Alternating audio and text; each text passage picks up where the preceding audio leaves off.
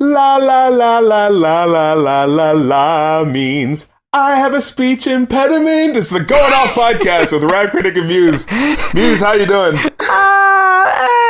Doing okay. Okay, so I just want to say, like, before we get into it, like, I was just listening to that song recently. The La La means I love you. Yeah. And it's just, like, I just think it's funny that the song is, it's the sound of it is just kind of like, oh, yeah, it's this pretty little song about how this guy's trying to tell this girl he loves her, and it's just like, it sounds romantic, it's the 70s, it's got the little sheen to it, you know what I mean, the Delphonics. Yeah. And then you, like, look into, like, what they're, legit just, like, actually saying, and, like, the scenario is made a whole lot more romantic by the music, but just on itself, it's just this guy going, I love you, Because that's what he's saying. It's like, listen, la la la la la, it means I love you, but I can't fucking say it. Who did that song? The Delphonics. Delphonics, okay. They were the people who did that song with Ghostface Killer. The enemies all around you. One mistake and they'll down you. Oh. That guy's a weird falsetto. Like, okay, in this song, I know you've heard it before. And he goes like, many guys come to you with a line. It's like, why is he saying that like that? I don't think I have heard that. Go listen to it. La la means I love you. But yeah. Okay, you sounded like you were slightly dying there. See, like yeah, a burp, but you just went. It was like an orgasm burp, orgasm death burp. That's the name of my thrash hardcore band. Orgasm death burp. In there, another song is Hey there, lonely girl. That one. Oh yeah. Like, in the 70s and 60s, there was just, like, this slew of people who, like, they don't really have high voices, they're just doing a falsetto. Like... The dude, fucking Frankie Valli. Yeah. His fucking, don't cry, that fucking voice. Like, why are you doing that? Yeah, like, every time you hear those songs, because, like, your brain can tell the difference between a falsetto and, like, an actual high voice, Yeah. And when you see them doing that, you're just like, wait, is this like a parody, or, I hate the falsetto that has kind of made a comeback with, I think it was Joe Jonas? I forget which one it is, if it's Nick Jonas or Joe Jonas. One of them is in a band, and the other one is just kind of doing his own thing. But yeah, he does this really weird falsetto, and there's a new song out now with one of the dudes from, the dude that left One Direction, Zayn. Oh, yeah. And he's like, baby, drive me crazy. It's like, ew. Why are you doing that? Like, you have a perfectly good singing voice. I remember. You sounded fine in One Direction. Why are you purposely doing this someone standing on my throat fucking Katy Perry shit? Because throaty and exasperated sounds more passionate, I guess. That's their cheat code to sounding more passionate, Oh, okay. Because she takes your breath away. Yeah. So I get it. I'm looking at these lyrics like, if I ever saw a girl that I needed in this world, you're the one for me. Let me hold you in my arms and thrill you with my charms. I'm sure you'll see the things I'm saying are true, and the way I explain them to you. Listen to me. I love. He's doing so good. No, I was just like, that's the internal dialogue. The internal dialogue is like, he hears all this beautiful music. He's in front of this girl. He's about to express his love in the best way that he can. But, like, outside of that world, you know how in movies, they'll show, like, the inner dialogue and then the outer dialogue is just like, I love. She's, like, walking past him, trying not to pay attention, I love. Wait, come back. Before we started, you asked me an interesting question. Oh, okay. You asked me what happened to YouTube. I mean, I guess it was never great, but what the fuck is going on? I think it was funny because we've done a good job of keeping the horrible burning world outside off the podcast for the past couple weeks. But as soon as I hit the Skype, like the button to call you, and you were just like, what the hell's going on? I was like, oh man, I don't know, things are crazy. And you were like, on YouTube. And I was like, I don't know. What is going on YouTube? And the first thing you said was, Elsa and Spider-Man. And my reaction was just, oh yeah. What do you mean, oh yeah? Oh, you haven't heard? Haven't heard the news? Dude, fucking Elsa and Spider-Man taking the world by storm. I saw clips of the Elsa and Spider-Man clips in the H3H3 videos, but yeah, outside of those, I didn't know they were a thing, let alone as big of a thing as they are. Well, here's the thing, okay? So you have the original videos, which are just, like, lighthearted, but not really, like, it's just, oh... They're still creepy.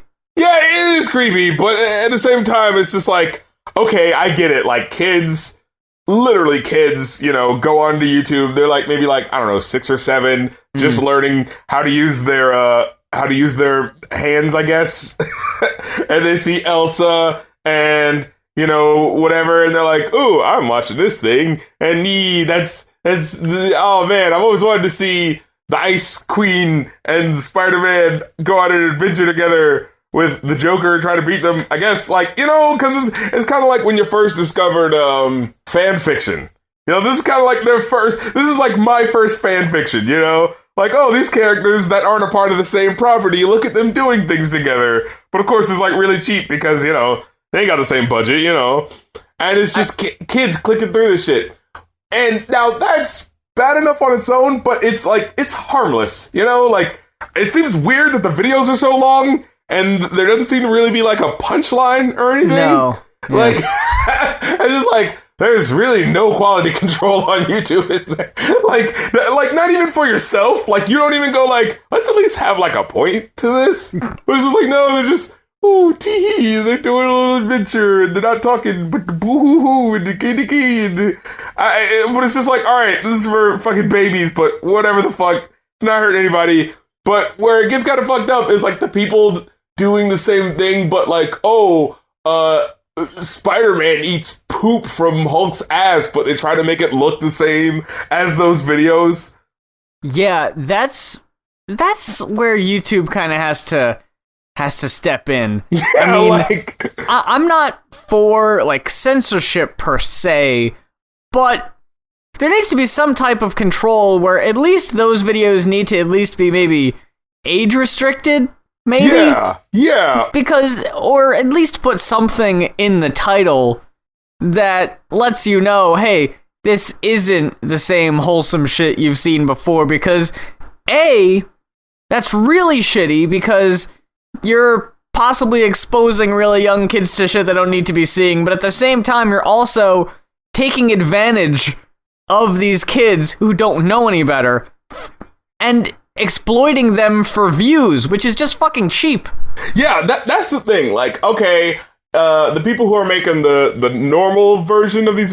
normal. The original I was just going to say version- as normal as they can be, yeah. The original version, yeah, they're exploiting it too, but at least it's not in a way that's like, you know, harming anyone. But for these people to do this, it's like, if it's parody, it's not good parody. That's just first of all. I don't know how you would parody something that weird to begin with. But secondly, the point is, this is something that's literally for babies, and you're using the format that these same babies are accessing to do a gross version of that. You know, like, all right, at least with something like, I don't know, Robot Chicken, they have the rating there. It comes on late at night. You know what I mean? Like, yeah, they'll have Teletubbies jokes, but they're not putting it on at, you know, 3 p.m., you know what I mean, during the Cartoon Network block. And, you know, I'm not, like, wagging my finger like, oh, shame on you, think of the children. But at the same time, it's just like, why would you do that? Like, that's kind of, you know what I mean?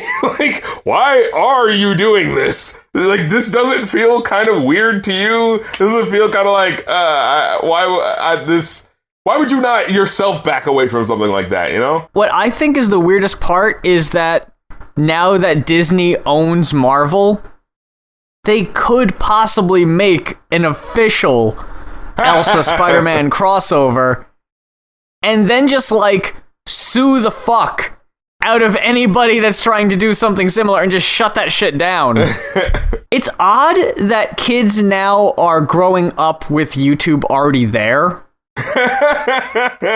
You know, like, I didn't know what YouTube was until I was in college. Like, YouTube used to be the interruption of what is normally happening. Now it is the norm. That's a weird feeling. Yeah, like, when I was growing up, it was, all right, I'm watching Nickelodeon.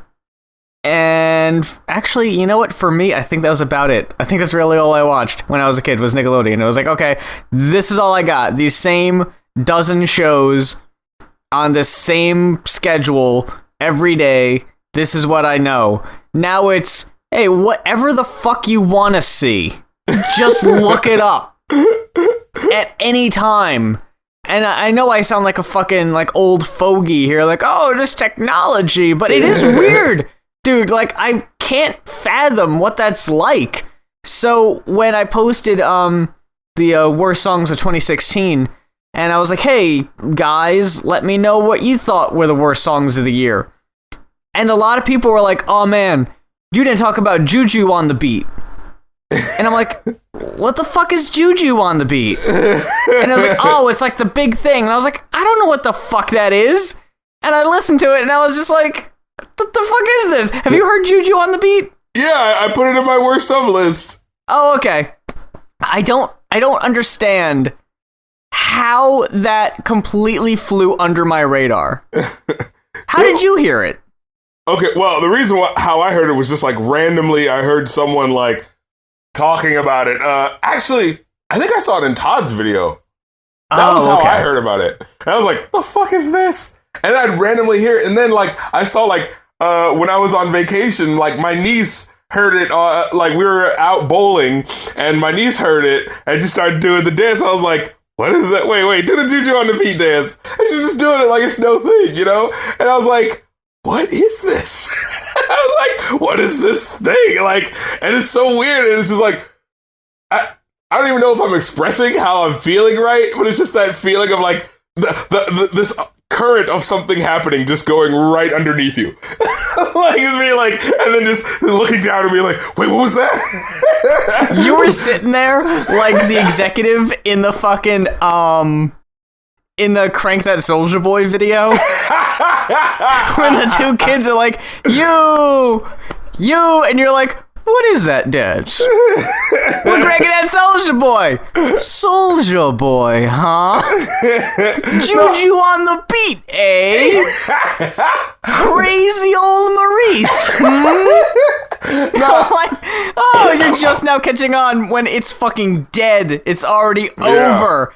But now it's like, oh, now I'm just finally now on the Juju train. But it's too late. No, but I just find it funny. And like I said, like I'm okay with my niece listening to it because this is like 7, 8. You know what I mean? Like it doesn't have bad language in it. Yeah, you know, you have no idea what the fuck they're talking about anyway. Like you really can't tell, no. Yeah, no, I remember listening to songs back in the day, and like literally, I'm still young enough where I can remember what it sounded like when, you know, your voice, I mean, you know, you're still developing the understanding of certain words. And, you know, like, the way artists talk on songs a lot of the time is that, you know, they say stuff colloquially, you know, the way you'd normally say it. So they're not spacing it out so that you hear it. You lot of times, words will just run together, and you don't really know what they're saying, you know? So you like it, it's catchy, and you're just repeating how the sound sounded. You don't really know what they're saying. You know what I mean? Yeah. And so, like, I'm cool with kids going through that. I'm like, yeah, if you're a kid, I actually said that in the video. Like, if you're a little kid, like, that's fine. I don't care. But, like, if you're, like, you know, 14 or 15, like, nah, you shouldn't be listening to this. You shouldn't be watching these goddamn videos. The fuck is this shit, you know? Super Bowl. Oh, yeah, the fucking oh, my God. The motherfucking Super Bowl. Yo, how the fuck? How in the absolute fuck? Is this shit like wrestling? Where like shit is like planned out? Because that was something out of a fucking plot line. Where it's like, oh man, they're losing 20-0 by the halftime. What's going on? Excuse me, 25-0 by the halftime. What's going on, man? Atlanta's about to take it home. And then, out of butt fucking nowhere, just like, they get like, what was it? 20-something unanswered points? How? How the fuck does that happen? What's going on? Like, yo, I don't understand. I am fucking baffled. Speaking of wrestling, before we go on, I want to send you this. Xavier Woods and Kofi of New Day were watching the Super Bowl on a live stream. Like, you just saw them. You obviously didn't see the game. For most of the game, they were playing a beta demo of Injustice 2. I think that was their, like, halftime show, which we'll get to the halftime show here in a second. But the video I'm sending you is just Kofi's and Xavier's reaction to the ending of the game. Nice! Yes! No! Yes! That's a touchdown! That's a touchdown! Yeah! Oh my god! Oh my god! Yes! Yes!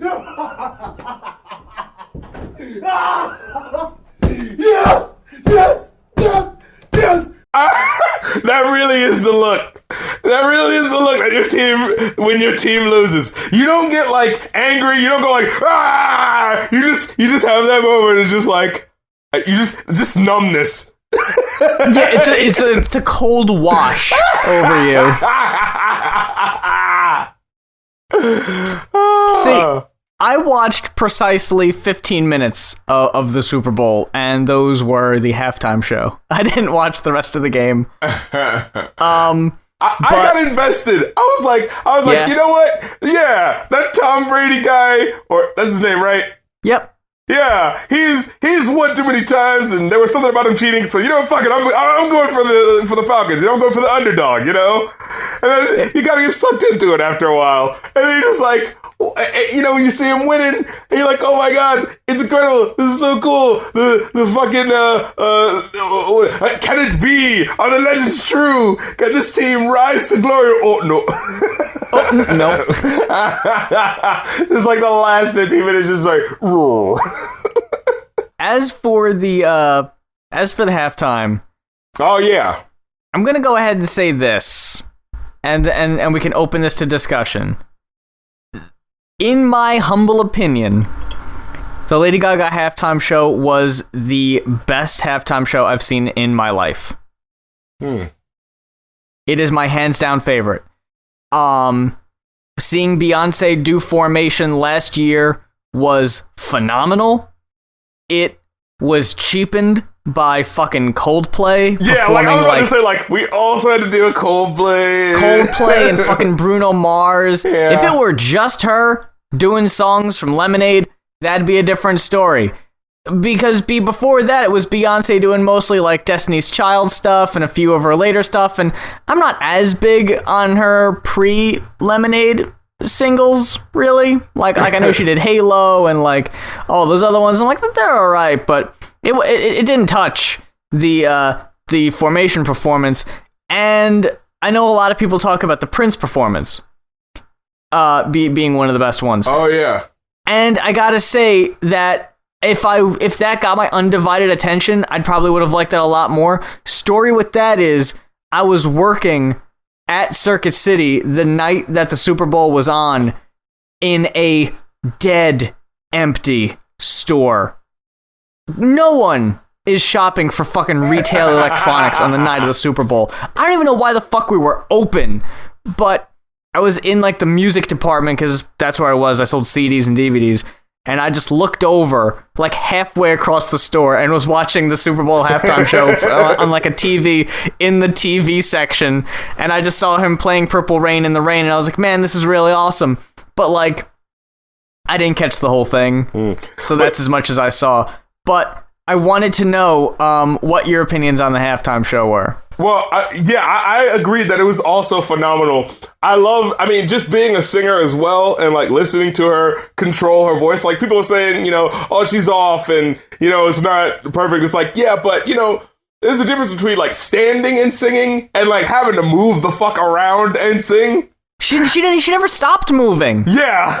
And I was like, you know what, for what that was, like, she's still pretty on point. You know what I mean? Definitely. Like, a hell of a lot better than most would be, you know? So I was like, yeah, I gotta give her respect for that one. And especially when she came down and she was above the fucking thing with the thing on it, and they lifted her up again and she flipped over and was still singing. I was like, oh shit. Like, still as strong, you know what I mean? I was like, okay, I gotta respect the shit out of that. And then when she jumped off at the end and caught the football, dude, that could have gone wrong so many ways. Yeah, like, I know, like, everything else I'm sure was practiced a lot, you know, the flip on the wires, the jumping from the top of the fucking arena, all that shit. That was probably the one where she was sweating the most. Yeah, like... If I don't catch this fucking ball, it's a wrap. The internet would just shut my career down. Dude, it would be the collage of the Beyonce faces that she wanted off the internet. That's all we would see is GIFs of her missing the fucking ball. And getting smacked in the face. Yeah. Just imagine. It is like after all that performance too, working so hard, 30 minutes straight, boom, boom, boom, and then at the end, oh! See, it's one of those things she didn't even need to do. Yeah. Like, I even thought it was a little goofy. Like, after all of that, to just jump off a thing and catch a football, I was like, what? That's kind of dumb. Like, it wasn't even really necessary. It was hardly an exclamation point. It was no like an message ellipses or anything to that, yeah. No, it was like, she didn't have to, but that she, you know, was able to do it was like, nah, okay. But I would have been fine if it just ended with her fucking, like, standing still, panting, you know, with the whole thing behind her, and, like, that would have been fine. I would have accepted that, but... You know what's funny? So, of course, people are going like, oh, don't make it political like Beyonce. Don't make it political. Don't make it... First of all, like I said, that song... is barely even political like that. Like, motherfuckers were reaching last year with that fucking lemonade joint. That was the one thing I heard the next day on the radio, because, I mean, even right after the halftime performance, the like Hall of Famers, like all-star commentary team were like, you know, that was a really aerobic show. Like that's all they had to say was like, man, that was really aerobic, which is almost like a nice way of saying, I don't really care for Lady Gaga. I don't really care for her songs. I couldn't have really cared less for how she performed. But those fucking flips, I can appreciate those flips. And the next day on the radio, I was flipping through the stations and I flipped past a country station. And I heard them say Gaga real quick. So I stopped and I turned back. I was like, okay, I'm going to have to hear what this fucking country radio station had to say about the halftime show. And they used the exact same word. They were like, so aerobic. And they talked it up. And they were like, hey, you know, people are saying it's the best of all time. And they're like, well, I don't know if it was the best of all time, but it was definitely a good show. And one of the guys had to go, hey, you know, there weren't any digs at the police. There hardly were any digs at the police last year. You know what the funny thing is? She said nothing about police. She said nothing. She wore uniforms that were similar to the Black Power. It's not like she stopped in the middle of the performance. And now I'd like to read a page from fucking H. Rap Brown and Martin Luther and Malcolm X. No. I love how people take "Please stop shooting us" as an anti-police stance. But so the thing is, wanting to live. You can only get that if you, not from listening to the song. She mentions nothing about police in the song. Right. You can only get that from watching the video that eventually came out in the song. Like, it's not even directly in the fucking, you know, thing. I think we talked about this before. But the funny thing to me is that people said, oh, yeah, Lady Gaga wasn't being political. Yeah, she decided to not make it political. It's like, the funny thing is, her performance was political as fuck when you think about it. Yeah. Beyonce's performance was subtext. Right. The nod to the Black Panthers, that's subtext. If you're a 9-year-old watching doesn't get that. You know what I mean? Someone who's completely out of the know of the Black Panthers and just sees people wearing black as people wearing black, they don't get that. Lady Gaga literally had in her song, she's saying, hey, it's okay if you're transsexual, bisexual, whatever sexual, be whoever you want to be.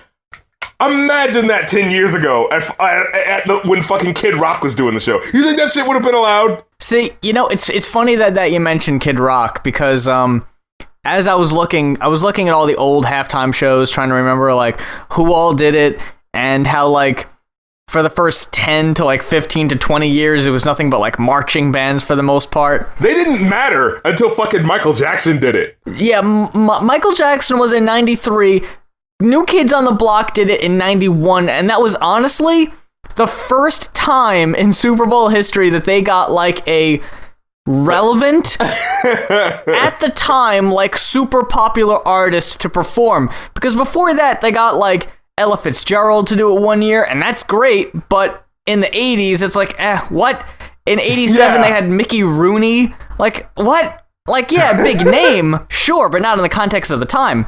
91 when you got New Kids on the Block, 93 when you got Michael Jackson, who, by the way, first song he performed at the Super Bowl halftime show, Jam.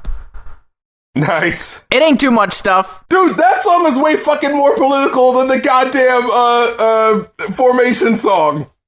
Dude, he does Jam, Black or White, and Heal the World. Political as fuck, dude. But yeah, then you fast forward, and then you get to the year Kid Rock was on there. I completely forgot that Kid Rock and Diddy were even part of the show that Justin Timberlake ripped that thing off Janet Jackson's chest. I completely forgot who else was even there because that's the only moment anyone ever talks about. Yeah. Anything preceding that, fuck it.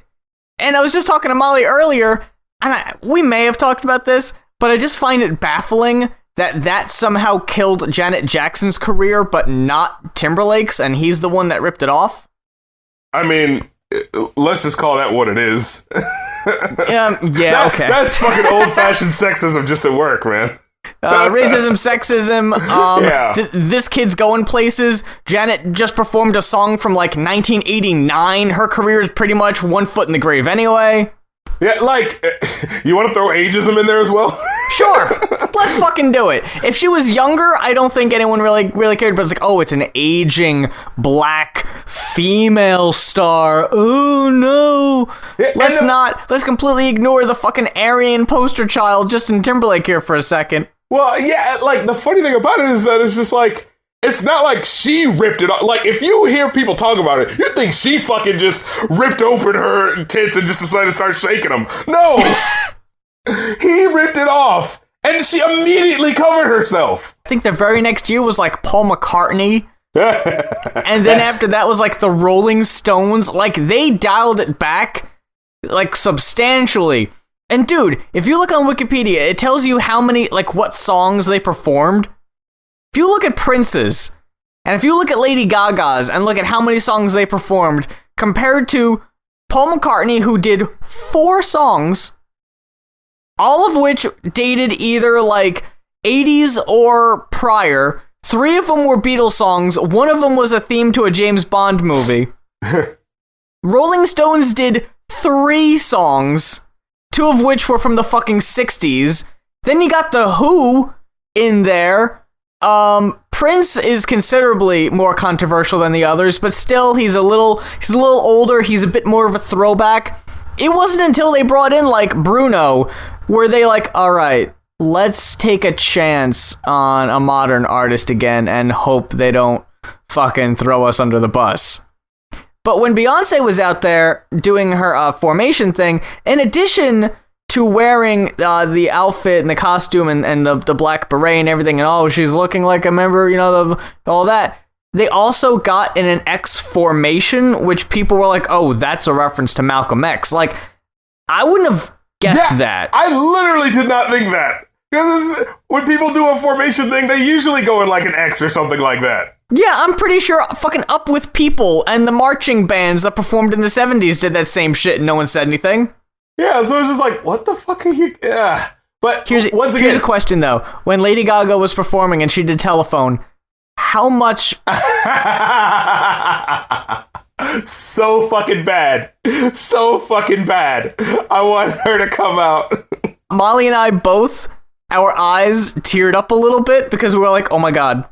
what if fucking Beyonce just storms out and fucking does her guest verse from Telephone? And I joked that, like, right after that, they went into, like, Just Dance, which was, like, one of her first singles. And if she was just like, it's gonna be okay, just dance, and Beyonce just burst in, the way you blow it, and she just did her verse anyway. Like, way after people had already forgotten about that whole thing. Oh, that should be hilarious. No, but my thing about it is what's funny to me is that, like I said, someone was commenting to me, they were like, oh, who cares about the fact that she said transsexual on, like, TV where families are watching and shit like that. And it's like, here's the thing. That started, the idea of someone being transsexual and not being, like, something that you find on late night television or something like that, that just started being accepted, like, last year? Yeah, I think up until last year, no one ever, like, uttered the word transgender or talked about gender identity or anything like that. So most of it, was just kind of like hush hush, especially not on TV, especially not during the fucking Super Bowl. Yeah, with the most Americans and, trying to get the wholesome audience watching that you could possibly have. You know what I mean? So for her to go on there and be like, hey, your sexuality, the people that you have, it is fine for you to have sex with whoever you want to have sex with. That's kind of fucking amazing for that to be, for that to be on a stage like that. Like, that in and of itself. But the funny thing is, Beyonce wears something that looks kind of like this group from 60 years ago. What the hell? How could you possibly be politicizing da-da-da? Lady Gaga literally says, you can have sex with whoever you want.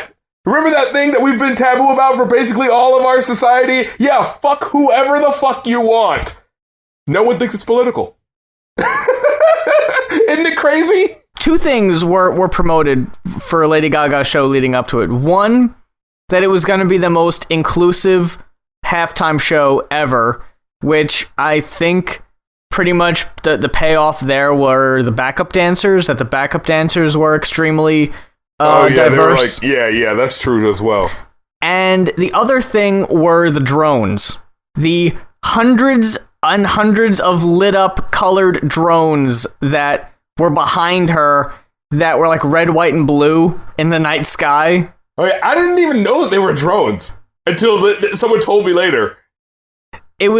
I posted on Twitter one of the creepiest and coolest things I'd ever seen. Because just to think, like, oh my god, it's all just like whirring, moving things in the fucking night sky doing that shit. But I thought it was cheap that afterwards they formed the Intel logo and then spelt out Pepsi. Yeah, I was just like, how is this part of the show? But see, it reminded me though, Lady Gaga and Intel, that halftime show made up for that bullshit David Bowie tribute that Gaga did like last year that Intel sponsored, and the show was less a tribute to Bowie and more, let's show off crazy Intel technology. There weren't a lot of funny commercials. Advertisers got real fucking serious this year. They kind of had to. They didn't have much of a choice. I only saw a few of them. I think we need to not have stupid humor for a while. Yeah, I only saw a handful of them, and all of them seemed a reflection of the climate of what's going on in the country right now, in one way or another. Like, honestly, I could see in like 50 years people watching like Super Bowl commercials of 2017 and like analyzing what they mean in the context of like, the zeitgeist of the culture of the time or whatever the fuck, Like, can you not see that? Like, oh yeah, why were these commercials like this last year, but these commercials were different? Well, what was going on during that time was that, we elected the fucking goddamn devil. I think it's weird that we didn't get a remake of the 1984 Apple commercial. Can I say earlier today I saw fucking Lil D what did he say? He said something about like all these what the fuck did he say? Anybody who puts out a negative poll about me, they're not telling the truth. Anytime anyone says anything negative about me, it's not the truth. There are haters that don't want me to succeed or whatever. I'm like, did the fucking president of these goddamn United States just use hater as a deflection? Like, wow. Like, can we officially declare the word hater dead as a way to, like, deflect criticism? Can we kill that shit now? Because the fucking 70-year-old, like, out-of-touch white guy on Twitter just tried to use hater. Like, no, this shit is officially dead. This shit is not cool anymore. Like, call everyone up that's cool and say, yo, you can't use hater anymore. You gotta use something else. He ruins words one by one. Like, I can't say the words tremendous or disaster or huge or sad. Yeah, all of them now. All just kind of like go back to the same thing. Like, I can't see anyone walking down the street with a red baseball cap without wondering, is that one? Okay, it's not. All right. I had that exact same feeling. Like, I just like, you just analyze it just a second longer. Like, wait, is that? Do I have to be aware of what's going on right now? Yeah, it's like, okay. But really, at this point, you gotta have enough sense just to not fucking wear one at all. He's literally ruined red caps for everybody. Fucking Limp Bizkit can't perform anymore. No. Certainly not Nookie, where the whole music video was like all the women like dressing like him, all wearing red caps. Look, turn that fucking baseball cap forward. I want to see what's on that shit. And what's weird now is there's so many parody hats. Yeah. So even then you won't know unless you get right up on it. Yeah, even then you gotta take that extra second and be like, oh, okay, all right, it's a joke. Okay, all right. This review was requested by Darian Doster. This is Wu-Tang Clan's first album, Into the 36 Chambers. And this guy was like, hey, I love hearing you guys talk Wu-Tang. And I was like, all right, well, how about we do the first album? And so, yeah, let's talk about Wu-Tang. Fucking Wu-Tang Clan Into the 36 Chambers, the first album by this incredible group that inspired me my whole life. Let me try to review it objectively. Yeah, I thought it was a very interesting request because it's a very old album. Most people regard it as a classic. And, yeah, it's an odd one to touch because it's almost like a greatest hits album in itself because every song is well known.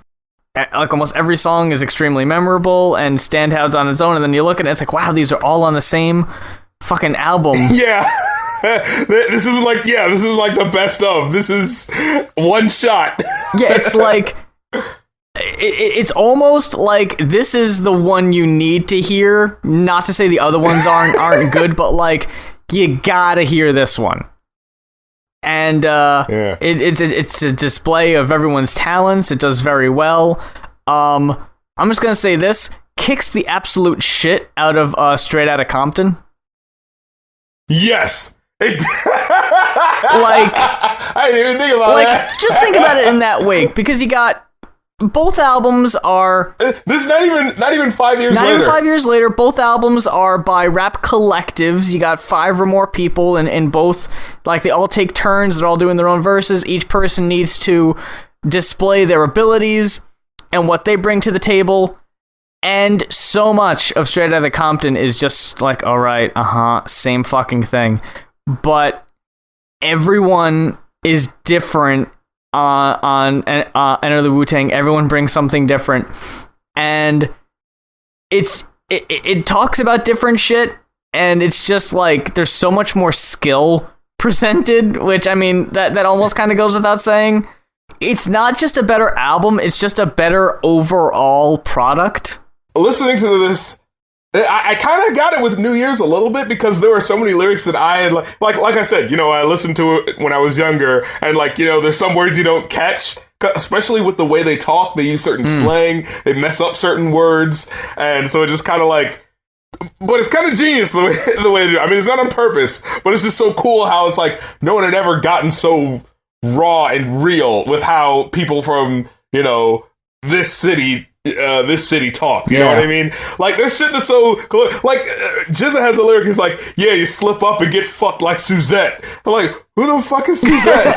Like, it's just, like, they talk so specifically about things that are that are involving like who they are and how they grew up. It's just like there is a way that this could be done where it could have just been completely alienating, but it's done in a way that makes you fascinated. Like you're like, what? Where are these guys from? What are they talking about? You know, like it's in a way that's like intriguing. You know, it's like you know how when you have sci-fi movies and there's always the character that doesn't know what's going on, and you know what I mean, like Fry. There's the character like I don't know what it's like in the year 3000, and you know, so they have to introduce all these ideas to them. It's like that, but no one is introducing these ideas to you. They just come at you, and if you fucking pick them up, you do. If you don't, fuck yourself. It really is a weird snapshot, of a very specific time and place. And so you get, and the thing about it is, it's not only they have such varied voices, they have such varied, like, styles.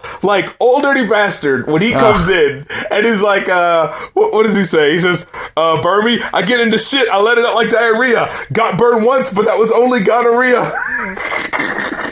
No one else in that group was ever going to say a lyric like that. It's like, oh, I got burned once, that was only gonorrhea. Anyway... Like, whoa. So much of this album is so incredibly different, and it's, especially for its time, it's groundbreaking, and it introduces some things that have kind of become staples, but like sampling movies. Sampling movies, I know to an extent. The Fushnikins did that, but Wu-Tang did it on a much larger scale and made it part of their identity. Yeah, it's funny that you say Fushnikins, because I'm going to get to that in a minute. I think what's great is when you watch the music videos, too, because I made it a point to try to watch some of those before we got recording, that gangster rap at the time, it's all about, you know, people waving guns around, looking hard. In these fucking videos, they're running around with swords. Yeah! Like, wow. Like, it brings it to a whole new level of, like, yeah, they'll still fuck you up. They might not necessarily need guns to do it. They'll just fucking cut you. They bring a fucking scimitar. It looks kind of goofy in hindsight because they're running around with swords, but I can only imagine how absolutely terrifying this had to have been. At the time, you see all these destroyed, dilapidated buildings, these guys completely faces covered, carrying swords, talking about PLO style. Like, holy shit. Hearing samples about how, like, you must take the sword and, you know, like, the sword style is the most deadliest style. Like, holy shit. Like, no, imagine someone never having heard this before. Like, never knowing what this was. Just turning on the box channel or whatever and seeing this for the first time. These guys literally look like superheroes or like martial arts, like, villains. You know? Like, it's kind of crazy looking back at it. And I was just going to say, in some of the earlier videos, before the production value, like, went up considerably, like, if you watch music videos for, which song was it? Can It All Be So Simple? Oh, the production value on that is fucking great. It looks like a really, like, well-produced video. But then when you go back to the videos like Bring the Ruckus and Protect Your Neck, it's very, like, homemade looking. It's all black and white, and they're just like, it's just a group of dudes in a circle. And, like, I could imagine people just being like, this is one of the coolest and scariest things. Like, it's just a bunch of dudes just in a fucking circle. They don't know where they are. Like, they're just decked out. They're just fucking screaming at you about how they're gonna kill you. Like, it was horrorcore before horrorcore kind of became a thing. Yeah, like, gangster rap was all about, like, like, if we find you, we'll fuck you up or whatever, but, like, it was such more seriousness on the Wu-Tang album where it was like, nah, these guys might actually do it. And there's considerably more of them than there are members of NWA. There's almost twice as many. Yeah, like, you might have a whole fucking neighborhood block beat your ass. There was one of the videos, it might have been Protect Your Neck, where I was looking at all these people and I'm like, I can't make out all their faces because, like, it's such a fucking, like, dark and gritty video that I can't really tell, but, like, I'm looking at this and I'm like, are all these dudes members of Wu-Tang? Or I was like, did they bring their friends? Well, and it's funny because, like, there's one song, The Clan in the Front, where like they go like, they start mentioning people that like, the wait, hold on, let me get it. Cause like, you're thinking, oh yeah, Wu-Tang Clan is like these 8 or 9 guys, right? Yeah. Like, yeah. And then he starts fucking talking about, dude, fucking Wu-Tang Killer Bees on the Swarm, the RZA, the Jizza, oh yeah, I know those guys. Power Cypher, 12 o'clock, 60-second Assassins, 4th Disciple, the Brown Hornet. Wait a minute, who the fuck are these people? You can't tell if they're fucking like aliases or it's like a beast.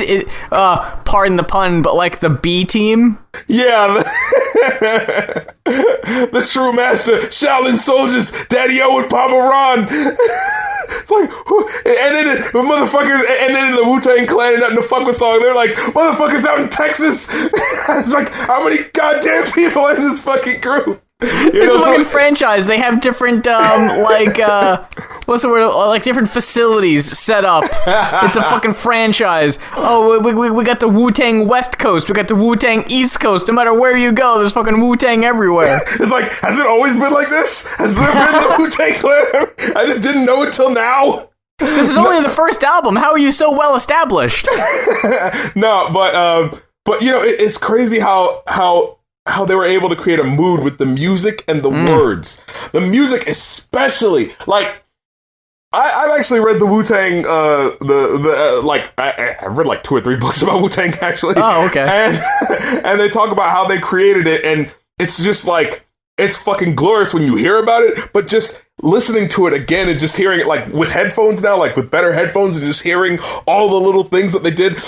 Like, just for example, like Bring the Ruckus with the little CD skip that happens, which was originally an accident. Oh. That's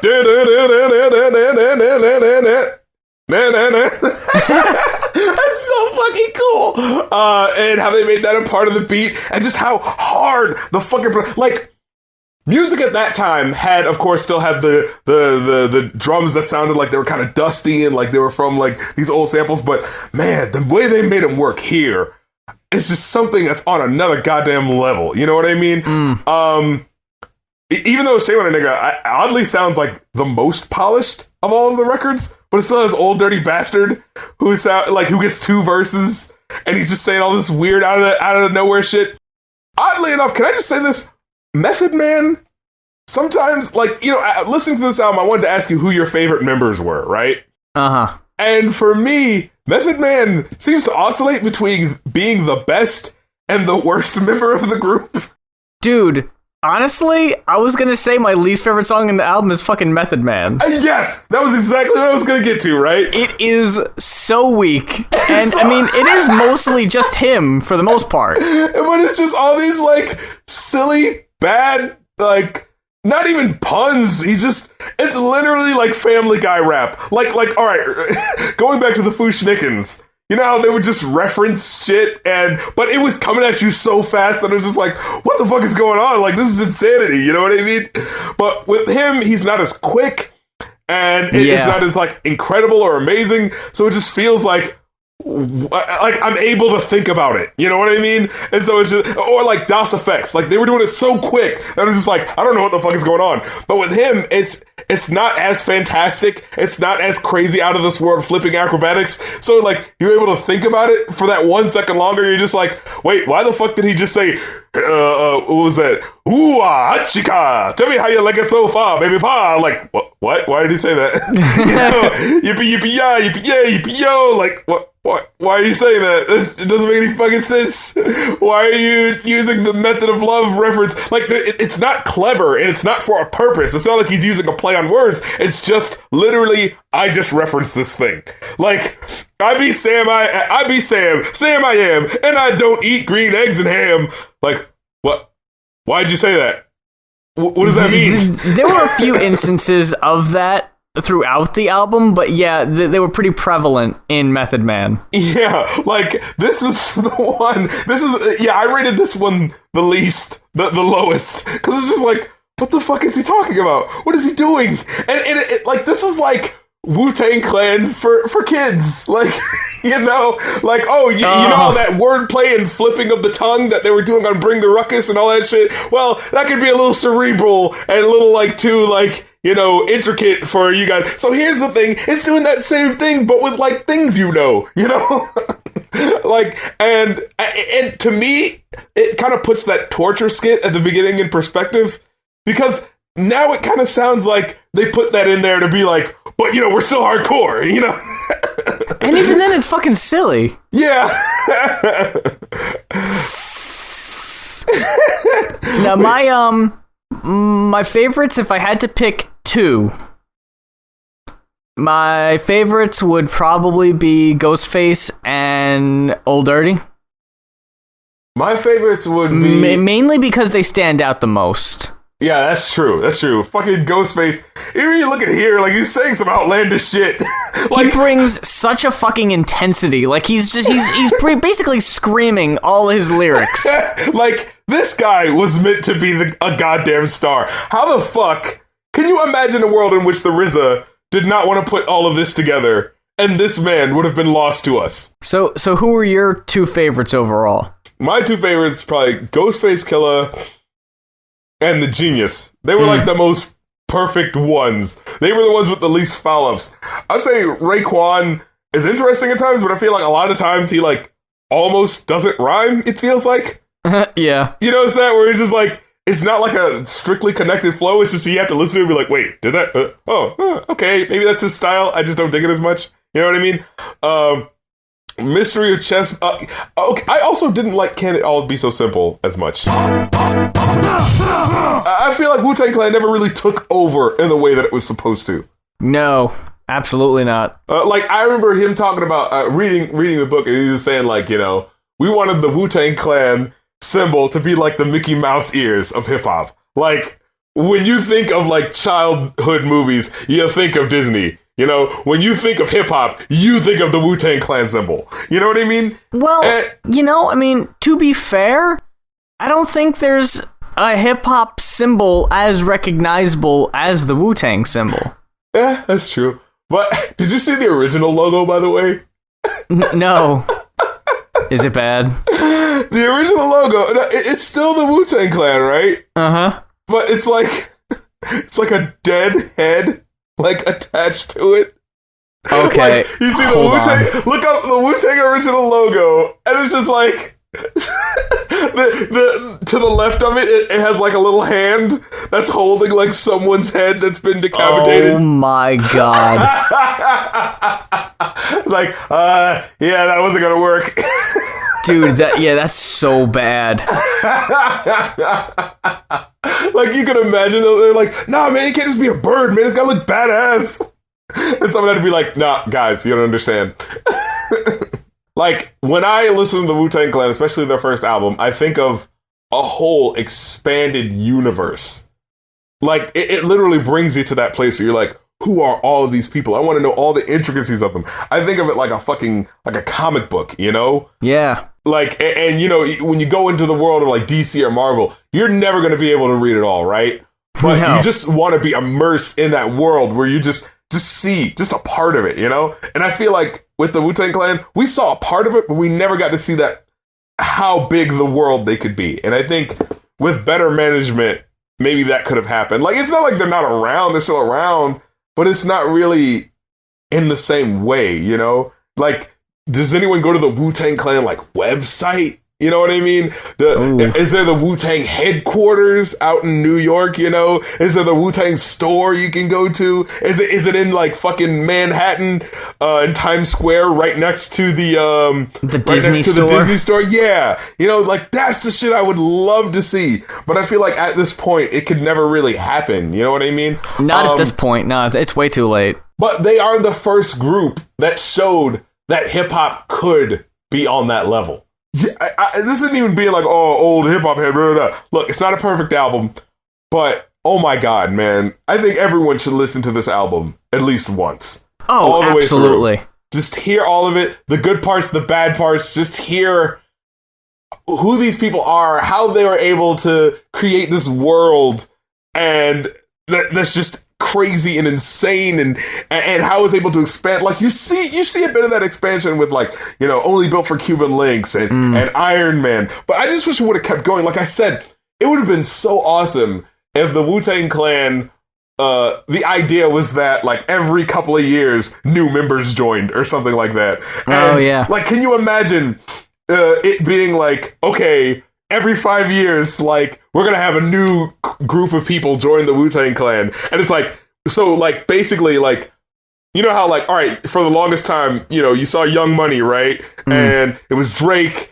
and Nicki Minaj and Lil Wayne. It was like the top 10 songs.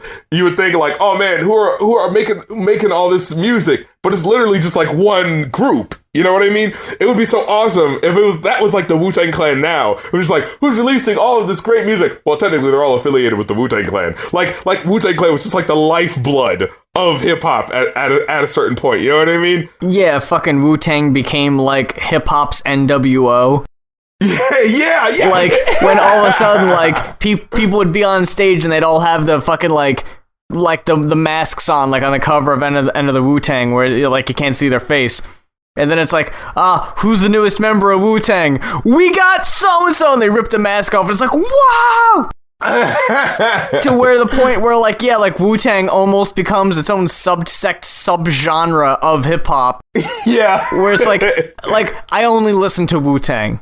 But that can mean so much. Like, that could mean like I'm listening to 40 different people, but they all just happen to fall under the Wu-Tang umbrella. Yeah, that would be really cool. Yeah. But like basically like Parliament Funkadelic. You know how it was like, you have Parliament, then you have Funkadelic, then you have like the groovy people over here, and then you have the so-and-so group over here, like just like a whole world of just funk, you know, like it's like how funk became its own genre. It basically started from I mean, you know, incorporated elements as disco, but it basically started with George Clinton. You know what I mean? So you have me wondering, you have me curious. You said it wasn't a perfect album. So overall, out of 5, honest to goodness, what would you give Wu-Tang's Enter the Wu-Tang 36 Chambers? If you want me to be as precise as possible, because, you know, usually I round down or up because it's like, all right, you know, some people don't really care about the intricacies of like, you know, I understand. Mm-hmm. For this, I would give it a 4.9. If you really want me to get precise, like, it comes so close to having the good things outshine the bad, but there's just one too many things where it's just like the Method Man song, like, what the fuck is that? And, you know, wow, so Method Man only costs it 0.10 points. Well, I mean, 0.1 that and other things. I mean, you know. See, someone in the comments got on my ass about last week for rating an album 0.75, and here you are giving it a 0.9. They're gonna eat you alive. No, well, it's not just because of the Method Man song. There's also, like, other lyrics and shit like that. Like, Old Dirty Bastard sometimes has lyrics. Hey, I love them. They're crazy. But there's other parts where it's just like, no, seriously, what the fuck did that mean? You know? And, and also, I actually have to say, all of the skits on here are perfect. They're just shooting this shit. They're talking about the fucking Killer tape. I never listened extensively to what they were saying. And, like, for the first time, I, had the lyrics in front of me so I could look at it, you know? And it was just like, I never heard that Method Man was apparently, like, fucking stoned out of his gourd, and at the end he was just like, they're talking about, like, dude, this fucking dude just got killed. Are we gonna fucking roll on these motherfuckers or what? Yeah, da. And the fucking Method Man's like, yo, man, they were probably those dudes that took the tape, man. And then, like, goes with his killer's just like, what the fuck he's talking about? The goddamn tape? Shut the fuck up. We're talking about fucking rolling on somebody. That's probably my favorite skit, though. He was looking like a newborn fucking baby. Yeah. What do you mean is he fucking dead? He had all types of crazy fucking blood coming out of him. All types of blood.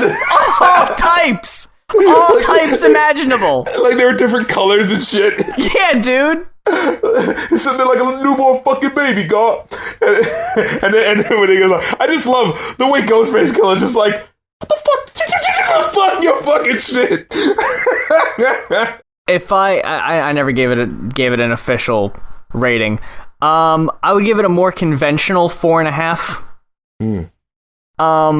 But even then, like, I know I've said in the past, I normally reserve 5s for, like, the album I would buy, like 3 is, I enjoyed it, but I don't know if I'm gonna be listening to it again. 4 means, like, I would definitely fuck with this again. 5 means, like, I need to own this. Even though I'm not giving it a 5, I've owned a copy of this CD for years. Oh, yeah. And I would absolutely... It's mandatory. It is absolutely mandatory. Because not only is it an amazing standalone album, but, like we were talking about earlier, it almost introduces you to its own subsect. Like... Yeah, I'm a Wu-Tang fan, but now it's like further reading. You got further listening. It's like now you got to listen to all the Ghostface albums. Now you got to listen to all of the Inspector Deck albums and the Czarface albums. It's like, dude, can I tell you right now? It branches out so much. Can I tell you right now? I really do want to just go listen to like all of the fucking Wu-Tang Clan albums right now. Just fucking marathon that shit. Just kick back with some folks, light a J.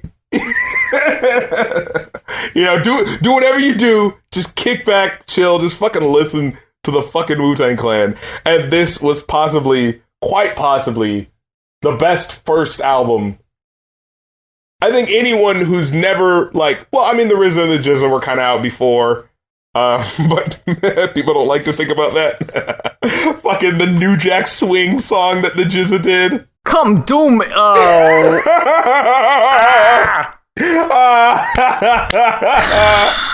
It's great. And again, like, that wouldn't be bad if it wasn't GZA. Yeah. Oh, yeah. The fucking genius, known him as one of the most respected lyricists of all time, says... The head of Voltron. Baby, come do me. For the Going Off podcast, thank you so much for checking us out, either on SoundCloud, iTunes, YouTube. If this is your first time checking us out, all our old episodes are on iTunes and SoundCloud, so go check them out and catch yourself up to date. Leave us a comment on the video or the song if you're listening on SoundCloud. And what else is there to even say? Follow us on social media, I guess. Facebook, Twitter, all that good shit. And as for the Going Off podcast, we've been your hosts. Thank you very much for checking us out. I'm Muse. And I'm the Rap Critic, telling you that if you have something really embarrassing from your past, oh man, you make sure you buy all the copies of it and burn it, because this shit is hilarious.